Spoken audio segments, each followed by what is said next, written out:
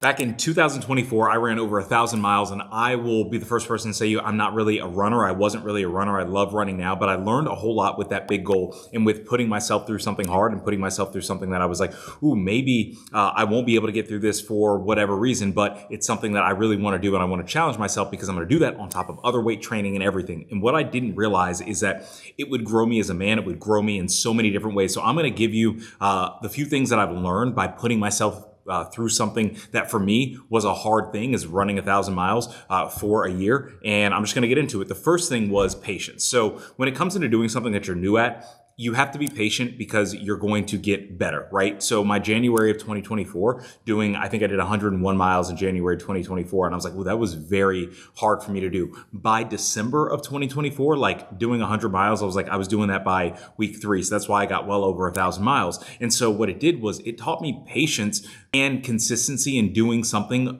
consistently good over the occasionally great, is because I realized that if I'm just being patient, I'm being consistent, I'm going to get better at it. These things that seem like a mountain early on are actually becoming easier and easier. And then they end up being smaller. They end up being like molehills. And so now I can look at, bigger goals that I have. And it's just because that I was patient with the process and patient when it was really uncomfortable to make things comfortable. So if you're trying something new, if you're trying something challenging, which I implore you to do, have patience with it, because the patience that it takes at the beginning, you're going to just build up, and it's just going to be so much easier down the road. The second thing is how to handle setbacks. So in June, July timeframe, I dealt with a very heavy bout of Achilles tendonitis. Like I had dropped my mileage to like in half for 2 months straight. And then my wife and I, we in September, because it went from like basically June through September, we went to Italy for my sister-in-law's wedding. And so didn't run a lot then, but I had Achilles tendonitis for about 3 months. I got it checked on by a doctor. I went through physical therapy for it. And it was frustrating because I was like, I had this goal and I was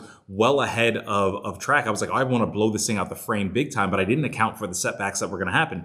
And what I learned was when setbacks happen, I had to figure out a better way to get better. And it wasn't just a better way to get better in running. It was a better way to handle my mindset. It was a better way to handle my body when it came to recovery and rest and strengthening other areas so that this wouldn't be a problem. When setbacks happen, it causes us to not just take a look at our big goal. It causes us to take a look at areas where things could have been lacking that we just didn't know. I didn't realize that if I'm consistently pounding on my feet and legs and ankles, that my Achilles could end up atrophying a little bit because I neglected doing a lot of calf raises. I neglected doing a lot of those strengthening glute exercises that I neglected running form. And so it wasn't until a setback happened and I realized, oh, okay, these are some things that in order for this not to happen again, so I can double my effort so that I can be better, I need to address these setbacks. So when you're doing something hard, when you're trying something hard, understanding that setbacks, that when they happen, yes, they're annoying. Yes, they're nagging. Yes, they're just frustrating. But if you can take a step back and say,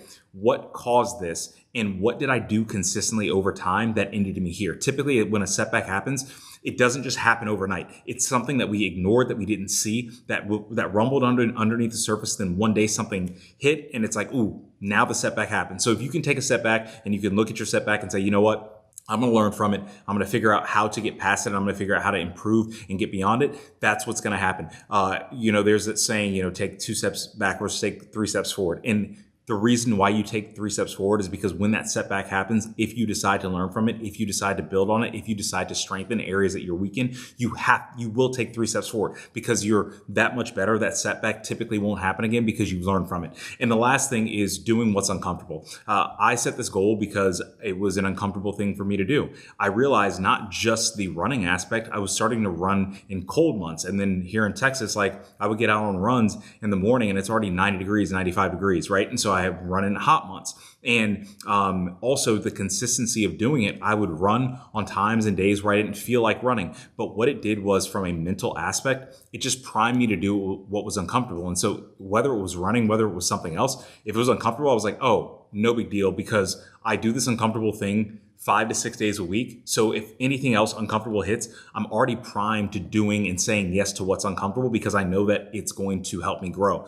By, the end of the year, I'm just like, hey, if it's uncomfortable, if it's annoying, if it's a little frustrating, but I know that there's some growth opportunities, hey, I'm a yes to it because I've done something that's hard, that's annoying sometimes, that I don't want to do, and I've done it just consistently, and I've realized the benefit of it. So that's what running over 1,000 miles taught me. And it wasn't just from a running standpoint. It wasn't just from a fitness standpoint. It was from a life standpoint. And the one thing that I really want you all to take from my videos and things that I talk about is putting yourself in uncomfortable positions to grow. It's the only way that is really going to grow you, because you grow through tension. That's how muscles grow when you're in the gym. You have micro tears of muscles, then you come back stronger. That's how anybody grows. When we were in our adolescence, we were going through growing pains because our bones and everything were growing and it ached a little bit, but it's the only way to grow. And the only way to grow is to go through. So whatever it is that you're doing, whether it be business, relationships, whatever, focus on the growth. Put yourself in growth positions. Don't put yourself in just positions where you feel like you can skate by and you feel like everything's easy, because easy